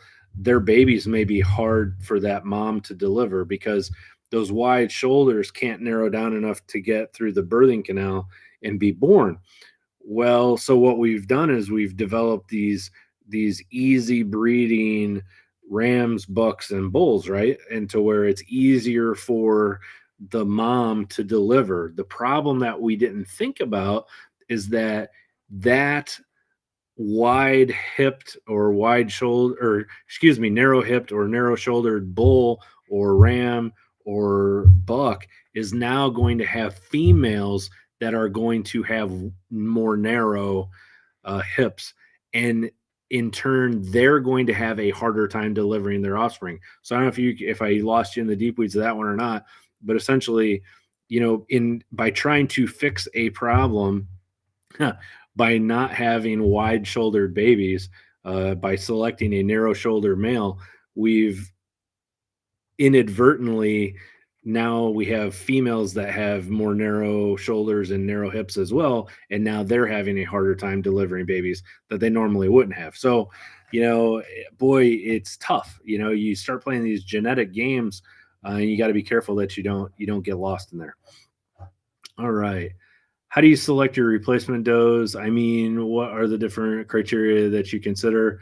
Um, Replacement does can be tough because essentially, well, what are we doing? Well, we're getting rid of, we're usually getting rid of a cull ewe or a cull doe, one of them that we've had a problem with, and we're replacing it with sometimes a unproven female, right? Like she may look good, but she hasn't had babies yet, so we don't know what her mothering ability is going to be, and we don't know what her milk production is going to be. And I would say this is where it really comes in handy when you have you can look at lineage, where you have a flock or a herd on your farm that you can look back in that lineage. If I have a really good bloodline where mom is really good, she has good mothering ability, she has good milk production, grandma has really good mothering ability, really good milk production, great grandma has really good mothering, good, great, and so I can trace this down, and now they have another female, and she looks good, and she's structurally correct, and her mouth is good, and her teeth structure is correct, and all this other stuff. I'm much more apt to keep her. So on one hand, I'm looking for all of those physical characteristics that I want. On the other hand, I'm also spending just as much, if not more, time looking at what is her genetic propensity, what's her bloodline that she's coming from. Where you run into issues with this is that you you're never gonna get a piece of garbage ewe or a piece of garbage doe from anyone. Just ask them; they'll tell you, right? Like yeah, you're gonna go to a farm and they're gonna be like, "Oh, you don't want to buy that lamb; her bloodline's garbage." Like you're rarely gonna hear somebody tell you that. Everybody always wants to tell you the good stuff, right? So if you're in a spot where you're buying new livestock, you don't have a lot of that genetic information to pull from. And so that can make it difficult. So I guess that's kind of a selling point to you to try to develop that bloodline. If you do get a new one, and it's a ewe lamb or a doeling that hasn't had babies before, you just have to do the best you can do. Hopefully the parents are there and you can look at them. Hopefully they have medical records that you can look at and you can see what that lineage has been. But it can be difficult. We have some videos. If you do a search on YouTube for Linessa Farms, choosing replacement ewes or choosing replacement does, we show you how to pick out a adult, and how to do a basic health check on them. But that's about the best answer that I can give you. Permaculture to save the world. Yep. I think the more you can do for the environment, I think it all plays into. We've become more conscious of how we do things every year. The healthier you get your flock, the less drugs that you have to use. The better your soil health, the less fertilizer you have to use. The better you get at utilizing, your natural resources that you have, the less it costs you. So I'll be the first to tell you, like, I didn't like wake up one day and say, I'm going green and I'm just going to dump all kinds of money into going green and everything. It's like a process. It's like, okay, I can make this little change and it works and it saves me money. And so I go that route. I'm able now to use less fertilizer than I used before. I use less antibiotics. I use less hormones. We're constantly always trying to find better ways to do things. Now, I am by no means so far gone on one side of the fence that I say, well, I won't ever use this, that, or the other. I rarely use the term I will never. And that's on either end. But I think if you pick little things to make little changes, you can save money. You can get your animals healthier. You can find ways to use the natural resources that you have at your farm and in your environment to do better with. I think that's just good practice. If you just want to, if you find it's like a Saturday afternoon and it's nice outside and you have 4 hours, just pick one thing. Just go outside on your farm and be like, what's one little thing that I can fix that'll make my life a little easier? Maybe it's the latch on a gate. Maybe it's the way you're filling up water, or maybe it's something little. Like, you can find all kinds of little things, that little minor things that you can fix that'll make your life a lot easier. And if you make these little changes, a little bit at a time, you'll find that over time you'll get a pretty good farm going. You'll get a pretty good rotation going. You'll get comfortable with doing things, and it'll make your life a lot easier. Shooting blanks, military terms. that is a military term. Good evening. How do you treat your sheep infected with lice? Thank you. So that's a great question. So if we get, I have not had sheep with lice, but we have had goats with lice. It appears that they come in through, a lot of times it comes in the bedding. A lot of times it seems like it comes in the straw. And if every springtime we just instinctively check our goats for lice, you're going to see at some point, if you do this long enough, there's just some things that you're going to see. You're eventually going to see lice. You're eventually going to see mange. You're eventually going to see hoof rot. You're eventually going to see sore mouth. You're eventually going to see CL. Like, the list goes on and on and on. And you'll find ways to keep them from happening, and you'll find ways to treat them effectively. Lice, what I personally have found, and I know some of you use different stuff. I use Silence, Cylence. Now, for those of you that are not from the United States, you may find that you use like a permethrin or some other type, but it basically it's a topical insecticide that I apply along the back of their neck and down their spine, like you would give a dog flea and tick medication. So what I do with Silence is I'll draw up 10 milliliters in a 10 milliliter syringe. I'll take the needle off of it, and then I'll just use the blunt end, and I'll put it up against their skin. I start at the back of the neck, and I slowly dribble it on the skin all the way back to the dock of the tail. And I also give them injectable Dectomax or injectable ivermectin. And so I'm treating it in two different ways. The first way I'm treating it is topically. The second way that I'm treating it is with an injection. And so this specifically comes in handy for animals that may be burrowing, like burrowing mites, burrowing lice, mange, things like that. You may not get them all topically, but if you combine the topical administration with the injectable administration, it seems like you're killing them by them coming in contact with it. And also, when they suck the blood off of that host, they're ingesting that medication, and it's killing them as well. So the best thing that we found for our farm is Silence with injectable Dectomax seems to work really, really well. And this on your goats, you may notice puffiness in the face, scabbiness on the eyes, up by the ears, or on the fronts of their legs, like they're chewing and scraping on their legs. You may notice that on your sheep as well. That's a good sign that you've got mange going on or something like that. So something for you to consider, and that seems to work very, very well. I do get asked a lot of questions about diatomaceous earth. I don't use diatomaceous earth. I'm not a fan of it. It does not work at all if given orally. It does work if it's done topically. If it comes in contact with bugs, lice, things like that, bed bugs, all that stuff, diatomaceous earth works really, really well. The way that it works essentially is it is a desiccant. It scratches the surface of these bugs and it dries them out.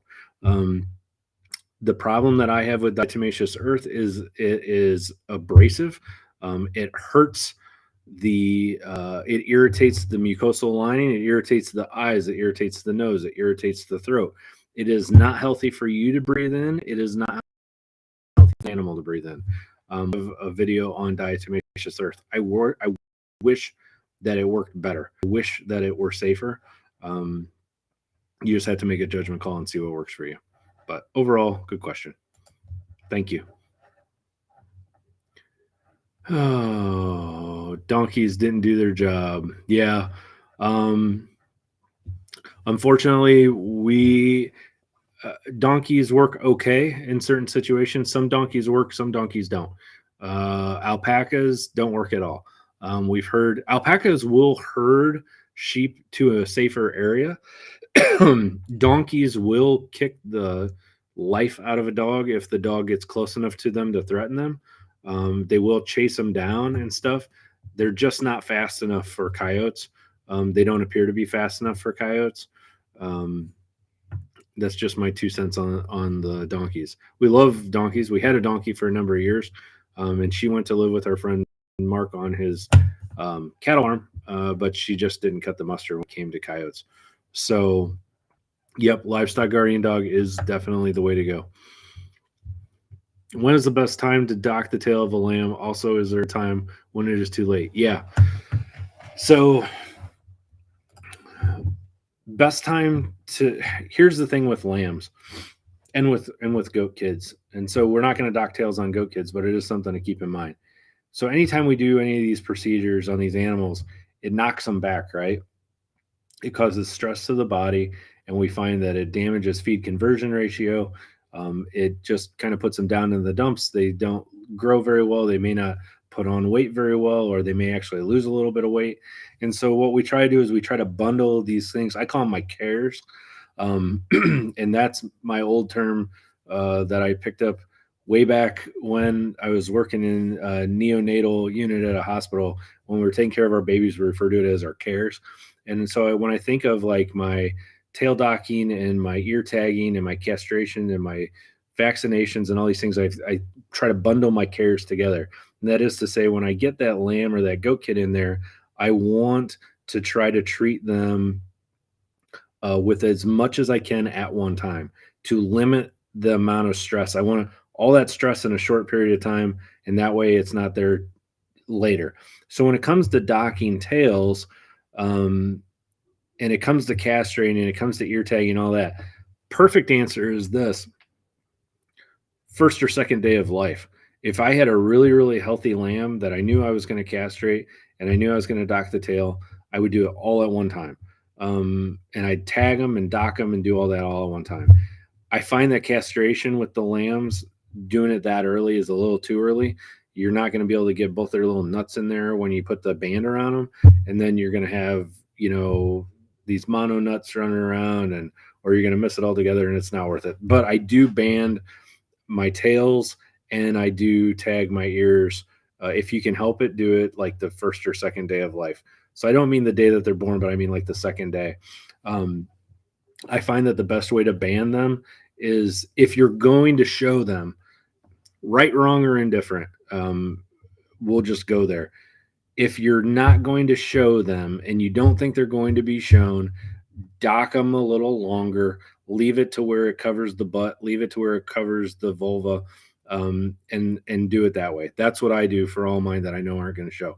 If they're going to show, you got to dock them all the way up against the body, because I don't like it, but that's the breed standards for showing for those that need to be docked. Obviously, your Katahdins and some of these other ones aren't docked, but if you're showing a wool sheep and it has to be docked, dock it up against the darn body, because that's what you got to do. The easiest way to do that is to actually put them in a semi-stacked position and dock them then, and just get it out of the way. Give them their CDT or tetanus antitoxin, tag the ear, dock the tail, and get it over with. You can effectively dock a tail up to about a week. Once you start getting past like 7 days, like you're really pushing it, man. Like you're getting into the part of where it's starting to form, it's starting to get thicker and harder, and it's going to cause them tons and tons of discomfort. It's going to hurt them really bad. It's not going to heal up correctly. You're putting them at risk for fly strike. They're going to get scours. It's a mess. So my advice to you is keep it at 7 days or less. If you're going to band it, if you're going to knife it, if you're going to actually cut it, you can probably go out up to about 2 weeks, but depending on the breed and depending on them, like even then you're starting to push it. So try to keep it below 7 days. Ideally, try to do it within the first or second day of life, and man, it hardly bothers them at all. Castration is a whole nother deal that we'll get into at another time, but in that case, I think you actually need to wait quite a while.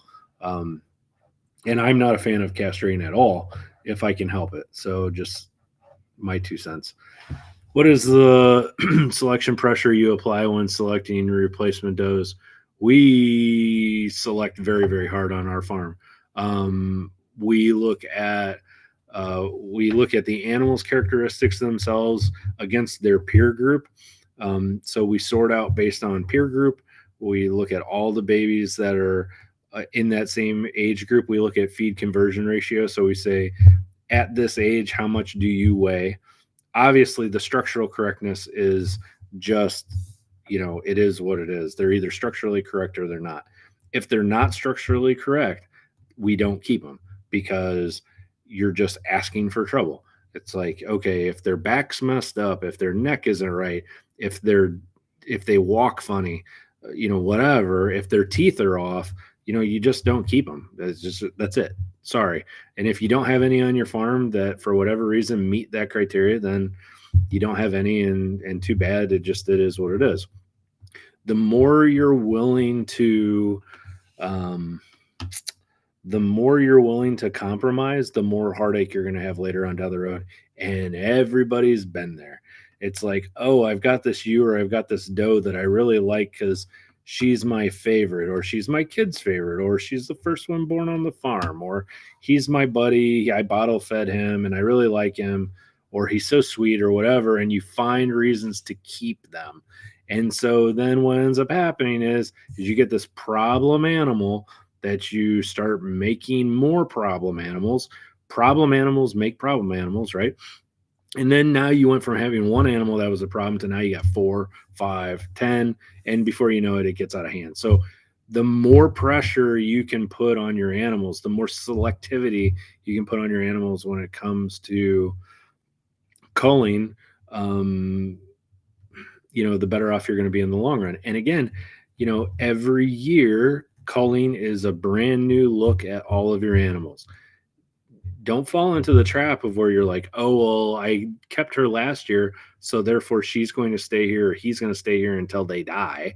You can have an animal that was very good last year, and this year she's not good at all. And same thing for your males. Like, really our shelf life on our males realistically is about 2 years. A 4-year-old breeding male is a really old breeding male, in my opinion. And there's a reason that you see a lot of these big show stock people will have a really nice ram or a really nice buck for sale, and you're like, oh, that's a pretty good price, and you look and they're 4 or 5 years old. Like, as far as I'm concerned, and And as far as most people are concerned that are in the show industry, um, they're out of their prime. Like, give me a 2-year-old all year long or all day long. Um, you start getting up into 4 and 5-year-olds. It's like, no, I don't even want to deal with it. I may get one good year out of them, and then after that, no, I not for me. So, how often do you vaccinate for tetanus? Use pregnant and lambs. So this is a touchy subject. So I want you to vaccinate your lambs and your kids for tetanus um, the first year, and that's a series of 2 shots. Um, and then I want you to vaccinate your ewes and your does about 30 days prior to lambing or kidding. And here's the reason why. I think, thinking of this scientifically, a ewe or a doe should have, for all intents and purposes, should have near lifetime immunity from their initial series. So when you give that baby its initial series of tetanus, it should carry that immunity for probably 10 years, at least 5 years. So then the question comes of, okay, well, then why would you do your annual booster? Well, the thought process is that the annual booster causes an increase in the antibodies in that ewe, and she's going to pass those through her colostrum to her unborn baby.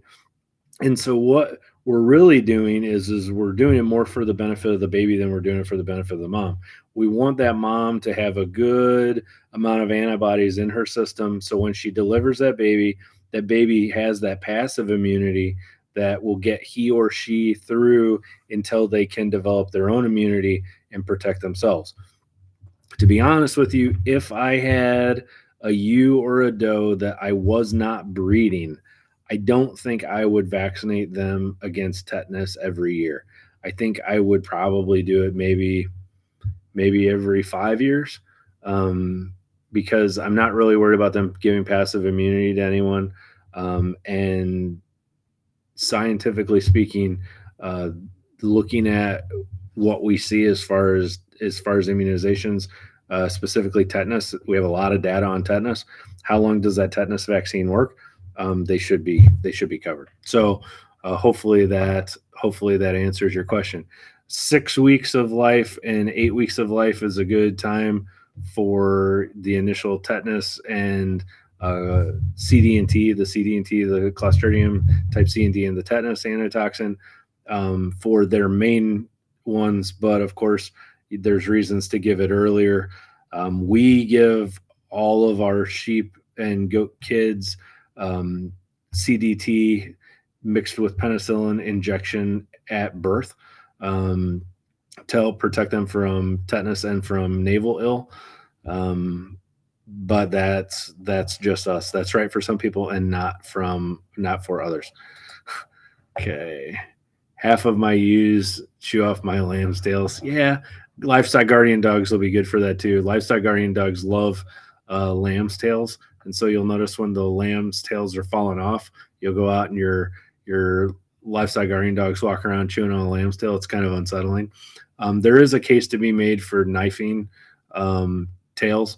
So when and I'll be honest with you, we show you guys how to dock tails with banding. But to be honest with you, if we're docking 100 head, something like that, 100 head of lambs or something like that, I cut them because I don't want tails littering all over the place, and it's just easier that way. I'll just cut them off and go from there. So that's my story with that. I suppose I don't know if I've made a video about surgically removing tails. I suppose that's something. Thanks, Dustin. You give me an idea for a new video. When you say that you don't keep them, do you mean that you raise them and sell them off, or do you mean that you put them down and move on? No, I don't. Oh, heck no, man. I don't put anything down unless I absolutely have to. That's my beef. You guys have watched me for a while know, like, that's my beef with people that have farms that are like oh, we just let them die. Like, oh, we'll just let them die. Like, I don't let anything die on my farm. Like, if they're not doing well, if they carry a worm load or something like that, to where I think that they need to leave my farm, I'll get them healthy, and make sure that they are indeed healthy, and they're going to make it and they're going to do okay. And then I'll sell them. I'll take them to the sale barn, or we'll sell them for processing or whatever. If the mouth is off, if the teeth structure is off or whatever, like, no, it's not.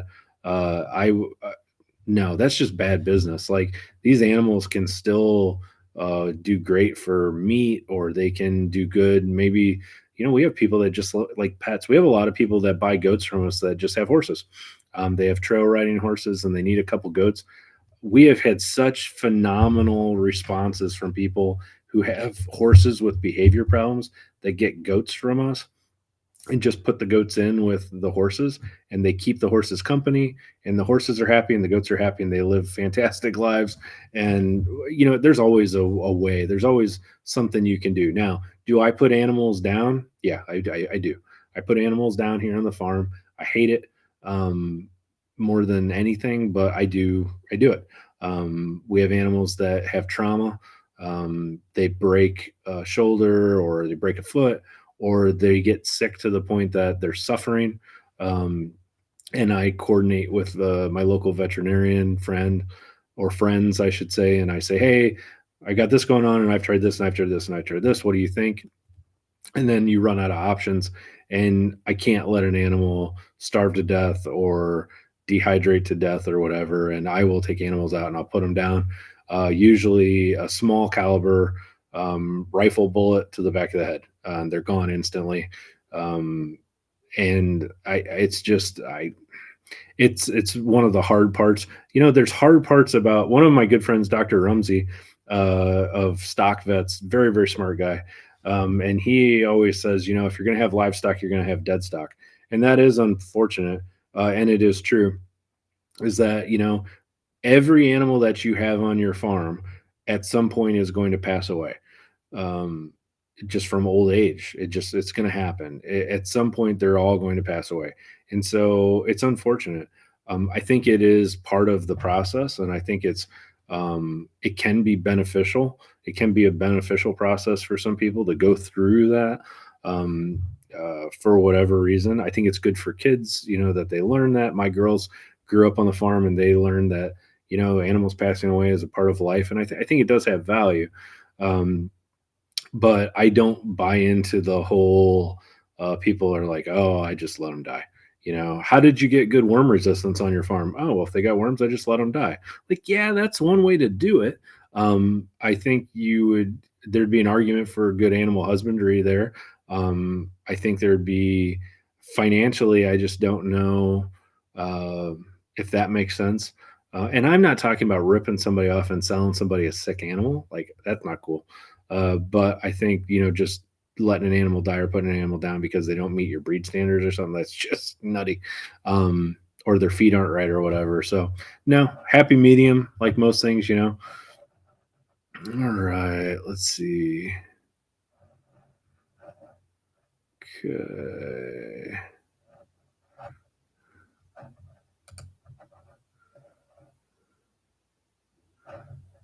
Okay. Hassan. Hello, my friend.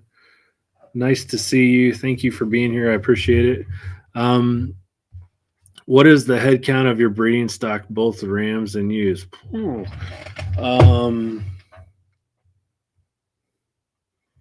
I don't know right now. Maybe in the 50s right now, maybe a little higher. And a lot of that, you're just going to have to decide what works for you and where commodity prices are right now. So let's say out of 50 ewes, right now, birthing. The other thing you got to keep in mind is it going to double? Is it not? And I know this isn't necessarily where you're going with this, but it does warrant. When we've talked about this in the past, is people say, "Oh well." You'll get sometimes from people if they're trying to give you a hard time, and I know that's not where you're going with this, but some people will be like, "Oh, well, how many animals do you have?" And And if you say, "Oh, I got 5," they say, "Oh, well, you don't know what you're talking about because you only got 5 animals." Well, no, that doesn't have anything to do with it. We have people that we know that have 400 animals and they're just abysmal, horrible conditions, and then we've got people that have 2 or 3 that they do great. So, um, but I know we had been talking about like culling and things like that. So, you got 50 ewes and 50 does, and then you can expect, those 50 are going to average twins. So now you overnight or within a week, you went from having 50 to now you got 150. Um, of that 150, we we're right now at a standstill as far as like we've met our number that we want to have right now for use, and so that number won't change. And so if I find 4 replacement ewes that I think I want, that means 4 of my 50 breeding heads are going to go. So it's a 1-for-1 swap. So if I can find a ewe lamb that I think will outperform an existing ewe, one of those existing ewes is going to go, and one of those new ewe lambs is going to come in. So, but I would say right now for 50 ewes, and it may be higher than that. I had 3 good rams, 3 good servicing rams to cover those 50. And the reason for that is some of them, each ram has different characteristics. So I may want one specific ram on one type of ewe body style to, I can tell you that like the other issue that we run into on our farm that's very unique is because the educational aspect of our farm is we have multiple different breeds. And so to be honest with you, if I had to pick one breed, I would probably have far more. But because we have so many different breeds, it does limit how much I can responsibly do this. So I can tell you with our ewes, like our tall, lanky ones got bred on a very thick, specific ram. Our large ewes got bred on a longer, taller ram. And so I kind of try to mix and match mine together to see what I can do. Okay.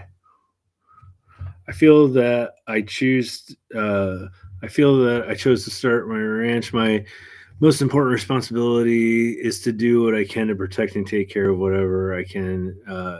Yeah. So at the end of the day, like part of this process of raising, and I guess it's all in where you're coming from mentally. Like I try really, really hard to really take good care of my animals. Like I try really, really hard um, to make sure that they don't have any medical ailments. If something's going wrong with them, I try to fix that. I just I just do my best to take care of them. And so yeah, it's just different mentality for different people. Some people just look at these animals like they're a dollar sign, and that's it.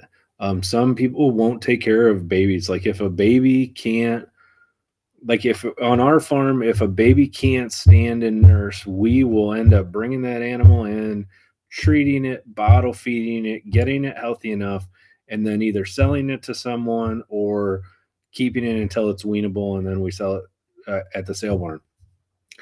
I've been to many, many, many, many farms where you show up and there's a pile of dead lambs or a pile of dead kids. And if those babies can't get up and nurse, they do not have time to bottle feed those babies, and they have no interest in doing it whatsoever. If they don't make the cut, they die. And that's just not me. Now, if I was running a farm with 1,000 ewes or 1,000 does, I don't know. Maybe I would change. I won't ever get that big because I just can't do that. It's not the way I'm wired. So yeah, it is what it is. Dustin. Hey, Dustin. I saw penicillin at Tractor Supply. Did the FDA change their mind? Nope. Haven't changed their mind. They don't know what they're doing.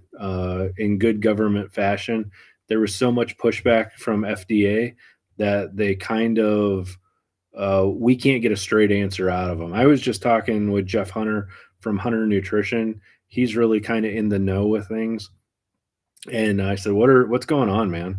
And he's like, I don't know. And nobody seems to know. Nobody seems to be giving us a straight answer. We kind of went through this with VFD back in the day when they were talking about doing VFD for aeromycin and for things like that, to where it used to be you just buy it and then all of a sudden you had a vet script and they were like, oh, we're going to do it, we're going to do it, we're going to do it. And they didn't do it, didn't do it. And then all of a sudden they're like, oh, and they just dropped it on us. So as far as I can tell, I haven't heard anything about them not doing it, but I haven't heard much more about it either. So I will keep you posted. If I hear anything, I will let you know.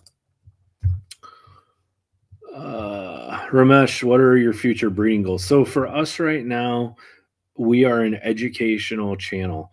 And so when you go out to my flock, I have between between sheep and goats together, we have over 20 different distinct breeds on our farm. And we like it that way because when we communicate with you guys, and one of you calls me up or one of you talks to me and you're like, hey, I've got a Dorper.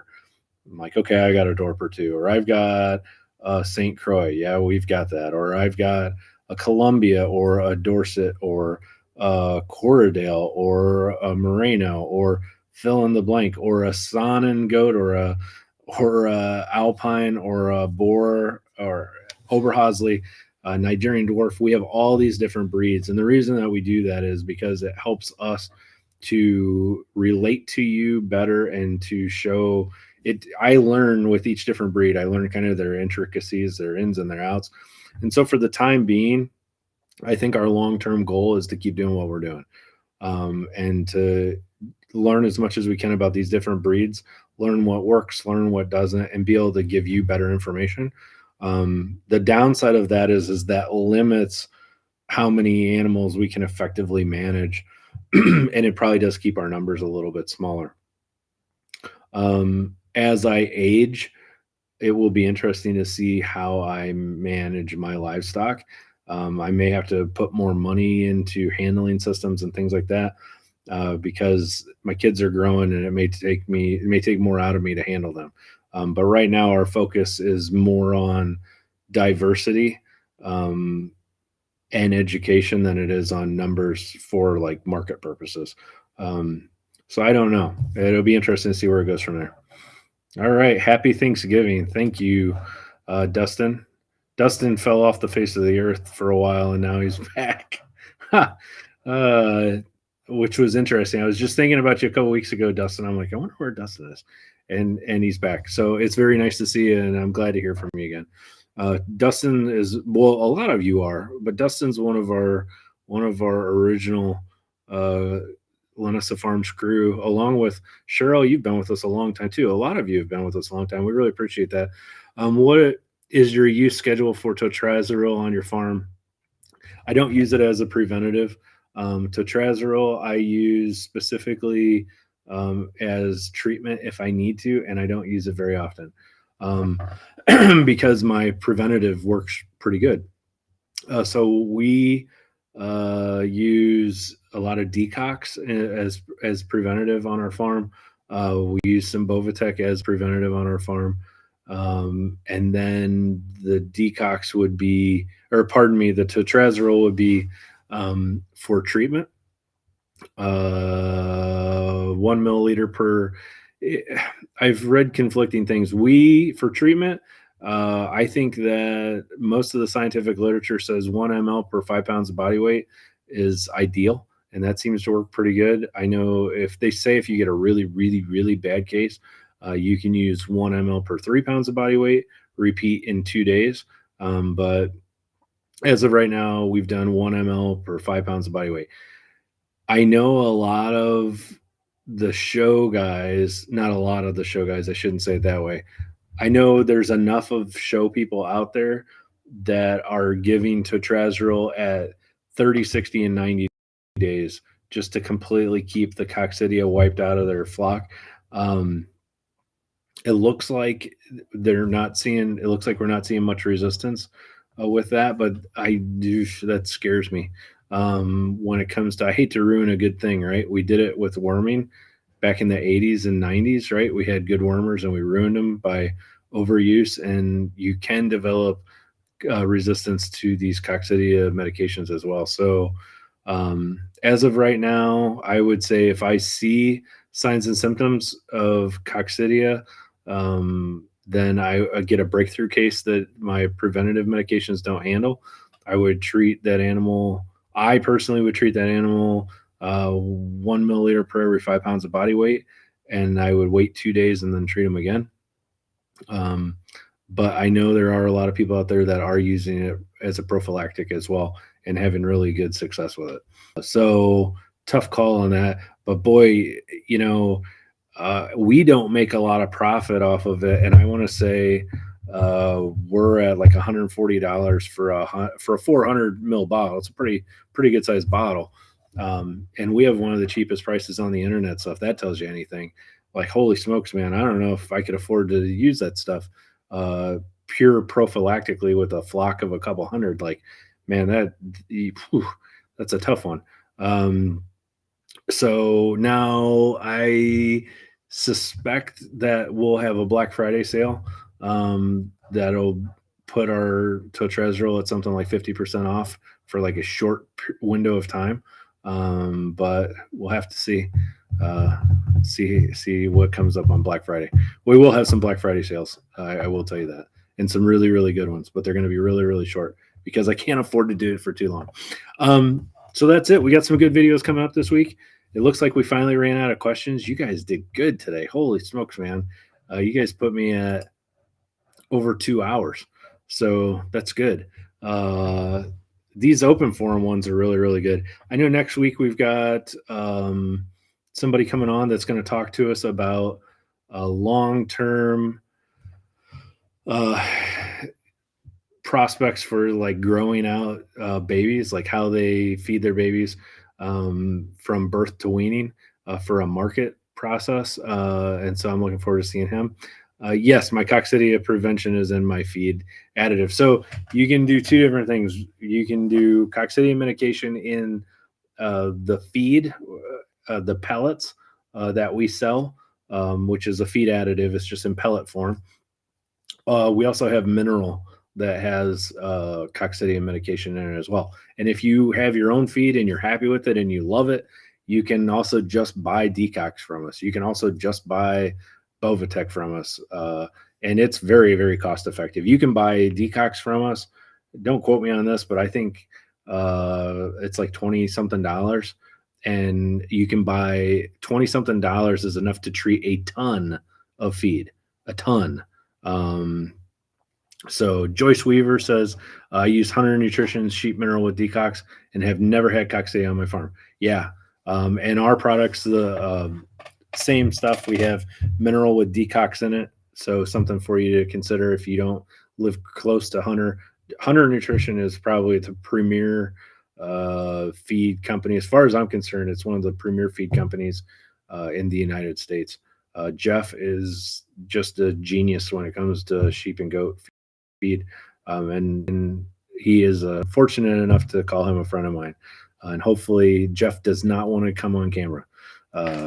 Jeff and I have been round and round and round about this. So hopefully one of these days I can persuade him to come on here. We have some videos coming up this weekend. I hope you guys find them enjoyable. I so much want to thank you guys. I am so thankful for all of you that have turned this little channel into a success.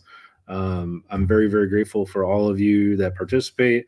And you guys are like a little family. I enjoy seeing familiar faces and new faces every week. So I thank you very, very much. You are the reason that we are able to be successful. So thank you. I hope you all have a very good Thanksgiving. My very best to you and your families for this Thanksgiving season. And I hope you all do well. So I will talk to you guys next week. You know the drill. So I am Tim from Linessa Farms, Specialty in Heirloom Livestock. Thanks for joining me again today. And I look forward to seeing all of you again next time.